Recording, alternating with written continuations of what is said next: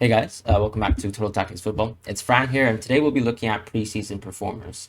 Now, of course, just to preface the video, when we're talking about preseason players, it's really been impacted by the international schedule. A lot of players haven't come in, and as a result, some players have come into teams and actually started playing when they could be rotated out. And we won't really necessarily be looking at these rotation players, but we'll be looking at players who we think could make the step up this season, or also have continued their kind of previous season form and now are kind of a little bit more reasonable for us to kind of pick in our teams.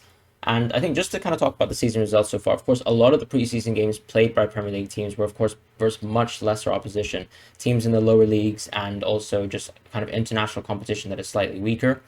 But I think it's also good to employ the eye test where some games weren't necessarily closed friendlies, and also just to kind of have a general look at what kind of form teams are bringing in to the season. I think just looking at fixtures overall, um, a lot of the teams had very overwhelmingly good results, I think, with the exception of potentially Leicester.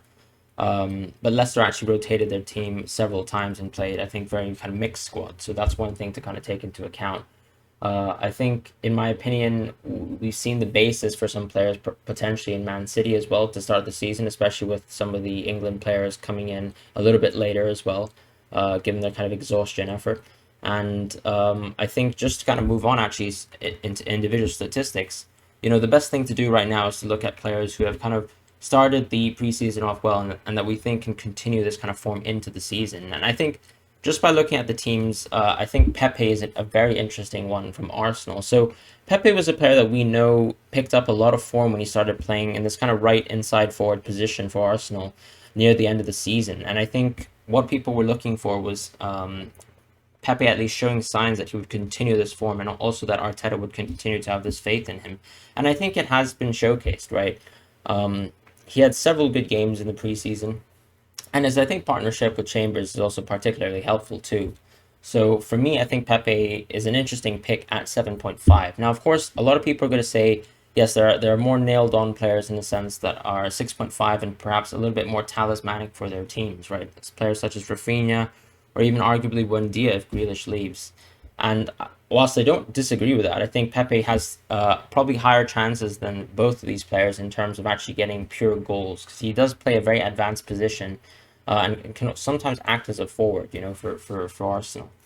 With Chambers, I think this is a very interesting pick. Now, of course, there's a lot of news with regards to kind of Bellerin and his performance, and also whether he wants to kind of move for an exit. I think we saw even in the Chelsea game, he had a terrible kind of kind of pass that Chelsea picked up on recovery and slotted in a goal, and it just seems like Bellerin has kind of taken a further step back as a player. I don't think he is, even if he's not being transferred, going to necessarily start the season. And I think for that reason, at a 4.5 price point, Chambers becomes increasingly interesting because not only is he a player that is, a cheap Arsenal defender like Ben White, but he's a fullback, right? Someone who can actually utilize his game, which is mostly off the back of very good crosses that he actually presents.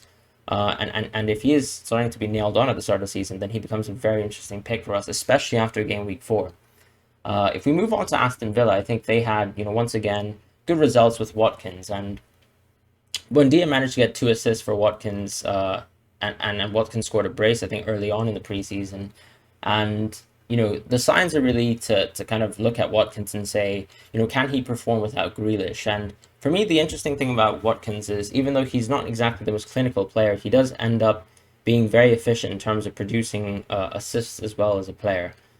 So for me, I think, especially with the kind of very healthy schedule at the start of the season, Watkins makes a lot of sense because he is going to be playing versus, I would say, lesser opposition at the start of the season, given Aston Villa's very nice form. And for that reason as well, Buendia makes a lot of sense. But he hasn't, of course, impacted preseason as much. But I still think Buendia is a fantastic pick. Now, if we look at Brentford, I think Brentford had good games. And once again, it's just more of a little bit of a confirmation for us. A lot of people are going to be picking Tony, given the fact that he's priced quite well at 6.5 and, a penalty taker for Brentford as well. And of course, the team in a sense, kind of like Bamford, although they produce, I think, overall and will produce overall less chances, a lot of these chances are being benefited towards Tony. And we've seen that continue in the preseason, which means that that still gives us a little bit of positiveness if you want to go into Tony and kind of not opt for maybe some of the more premium players who are seasoned players, at the 7.5 to 8 million range. And so for that reason, I think Tony makes a lot of sense. With Crystal Palace, I think we've seen just a continuation of what Zaha presents for the team. He's, of course, at that kind of odd price where perhaps due to not having the best season last year, you might not want to consider him. And also, the Crystal Palace team are also missing one of their top players in Eze, right, in terms of attack. And Eze was another creative player who really benefited, I think, Zaha as well. So I think he will be missed. And, coming with a new manager, I mean, Zaha's an interesting pick, but definitely a pick that I wouldn't say is necessary at all at this point in time. But it's just worth remembering, what Zaha brings to the table. I've kind of skipped over Chelsea and Burnley because I think they had rather dominant results, and their top performers are Ziyech and Rodriguez, who in my opinion aren't extremely interesting. And I think the same kind of goes for Everton, where some of their key players were not playing in the games, and therefore it's not very interesting to actually look at their games.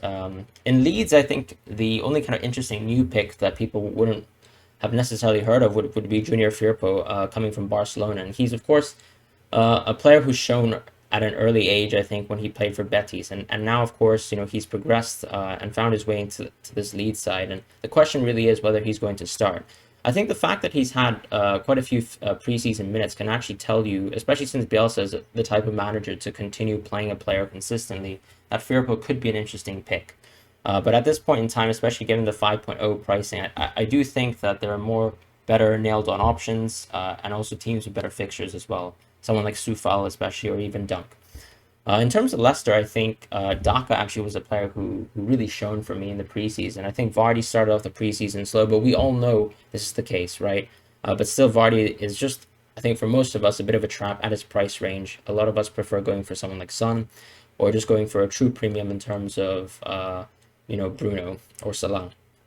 But I think Daka showed a lot of promise, and not only is it a kind of case for us to question maybe Daka as a pick, but it's a question, whether Iheanacho is actually going to play that many consistent minutes. I think it's also worth waiting for the Community Shield match as well, because this will kind of tell us what perhaps Leicester will go into the season playing.